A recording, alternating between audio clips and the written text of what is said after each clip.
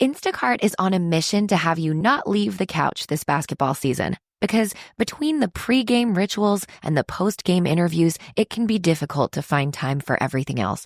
So let Instacart take care of your game day snacks or weekly restocks and get delivery in as fast as 30 minutes. Because we hear it's bad luck to be hungry on game day. So download the Instacart app today and enjoy $0 delivery fees on your first 3 orders. Service fees apply for 3 orders in 14 days, excludes restaurants. On today's Smart 7, local election day dawns, the US economy stutters under Trump, and much more. It's Thursday, 1st of May, it's World Password Day, and happy birthday, Joanna Lumley. The Smart 7. It's news, but not the news.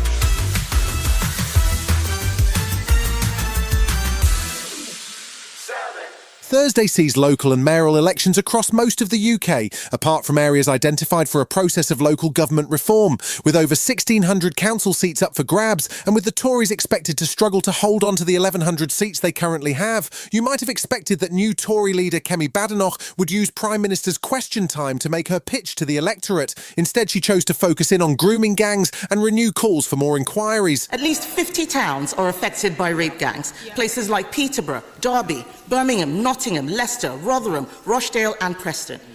Is he dragging his heels on this because he doesn't want Labour cover-ups exposed? It seemed like a strange choice, and Prime Minister Keir Starmer was keen to make the local elections a referendum on Kemi instead. Tomorrow is the first opportunity the country has to pass their verdict on the leader of the opposition and the party opposite after the general. Have they changed? Have they learned? It's passing verdict on the leader of the opposition. We'll see you next week. There was a bizarre intervention from former Labour Prime Minister Tony Blair on the eve of the local elections over net zero. The Tony Blair Institute for Global Change released a report which said that the Labour government's net zero policy was doomed to fail, a surprising position and not one that Labour had expected. The government was furious, arguing that the statement could see Labour lose local council seats to Reform and the Greens, and Blair quickly retracted the remarks. Baroness Brown, who is a member of the government's Climate Change Committee, says that this is not the time to stop fighting climate change. We need to do adaptation because even if we get to net zero by mid-century, there's still a huge amount of climate change to come, and we need to be ready for that. We can't adapt to everything. It's absolutely critical that alongside adaptation, we are reducing emissions as well. Blair's remarks came as the US Environment Secretary has been suggesting European nations should give up on climate change in line with the Trump administration's new approach. But Labour Party Chair Ellie Reeves was happy to double down on net zero, and she says the UK has a chance to be a global leader. We've got one of our missions to become a clean energy superpower by 2030. I think that's really important. And when we think about becoming a clean energy superpower, actually think of the green jobs that will create in communities up and down the country.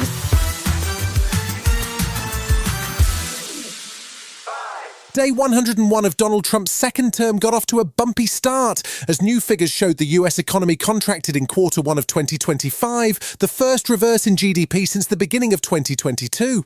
The number was driven in part by a surge in imports as firms scrambled to stock up before Trump's tariffs took effect. There was also a 32% drop in consumer sentiment, which puts it around the same level as during the 1990s recession. At his cabinet meeting on Wednesday, Trump wasn't taking any responsibility for the numbers, though, somehow managing to ignore the fact that Joe Biden had seen 11 straight quarters of growth. You probably saw some numbers today, and I have to start off by saying that's Biden, that's not Trump. I was very against everything that Biden was doing in terms of the economy, destroying our country. But we took over his mess. The US and Ukraine finally signed the so-called rare earth deal on Wednesday, which will see a new reconstruction investment fund created, which the two nations will benefit 50-50 from. The deal nearly came unstuck again early on Wednesday, and it's taken a long time to negotiate after early versions saw a draft which gave the US 100% control over the fund. Yulia Svyrydenko, the first deputy prime minister, signed the deal with US Treasury Secretary Scott Bessent, and the hope is that the US will now have an economic incentive to continue to support Ukraine. Alexander Dandakar is a former advisor to the Ukrainian Foreign Ministry, and he says with potential rebuilding costs of $500 billion, Ukraine needs US support. So Americans will invest their money and technology into this deal. And then, which is really important for Ukraine, American defense assistance may be considered as a form of investment into this investment fund. Still to come on today's Smart 7, in association with Metro, Spurs, Chelsea and Man United head to Europe, and Jeremy Renner lives to tell the tale. Right after this. This podcast is brought to you by Aura. By the time you hear about a data breach, your information has already been exposed for months. On average, companies take 277 days to report a breach. That's 9 months where hackers have access to your personal data. That's why we're thrilled to partner with Aura. Aura is an all-in-one digital safety solution that monitors the dark web for your phone number, email, and social security number, sending real-time alerts if your info is found. It also includes a VPN, password manager, and data broker removal to help keep you safe. For a limited time, Aura is offering a 14-day free trial plus a dark web scan to check if your personal information has been leaked, all for free at aura.com/safety. That's aura.com/safety to sign up and protect your loved ones. That's AURA.com/safety. Terms apply. Check the site for details. Welcome back. Wednesday night saw the second of the Champions League semi-final first legs as Barcelona welcomed Inter Milan.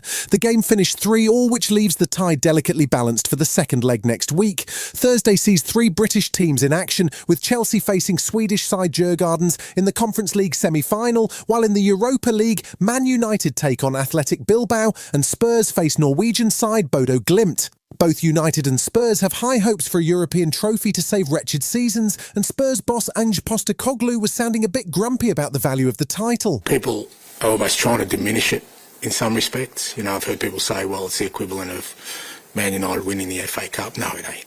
I'm sorry. Not on any planet is it the equivalent.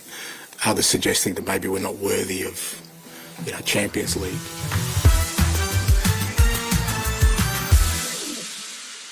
We all know Jeremy Renner as everyone's least favourite Avenger, Hawkeye, but he made worldwide headlines when he saved his nephew from certain death under a snowplough on New Year's Day 2023.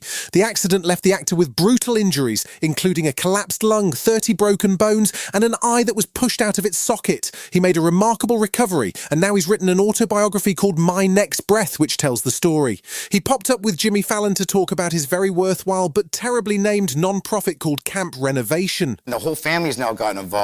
Wonderful sort of reaction from the incident, the accident, whatever you want to call it. But now instead of like 4th of July having a family party, we now do a great sort of hosting for like 100, now it's 200, 400 foster kids this summer. And we do it continually, and it's a great organization. Jesse Eisenberg has been having a big year, picking up awards alongside Kieran Culkin for A Real Pain, which he wrote, directed and starred in. Now he's back in his action movie mode as the third movie in the Now You See Me franchise drops. If you haven't seen any of the previous movies, just think Ocean's 11 except with magicians and you'll get the idea. This one is called Now You See Me, Now You Don't, and sees Jesse get a new bunch of conjurers together to steal the world's biggest diamond. It hits cinemas in November. According to that card, for some reason, I need you. Why not the other horsemen? The other horsemen are dead. Oh my God, what? No, they're like dead to me. Things got too real for them. They gave up. Stop interrupting. I'm talking about a trick that is bigger and better than anything you have ever seen. It's now or never. You've been listening to The Smart 7. We'll be back tomorrow at 7 a.m. Hit that follow button and have a great day. Give us 7 minutes, we'll give you the world. Strap in. You're in the race with F1 TV Premium. See what the race director sees with custom multi-view. Watch every jaw-dropping moment in live 4K UHD. Across up to 6 screens, uninterrupted. Experience ultimate live immersion with F1 TV Premium. Available on selected devices.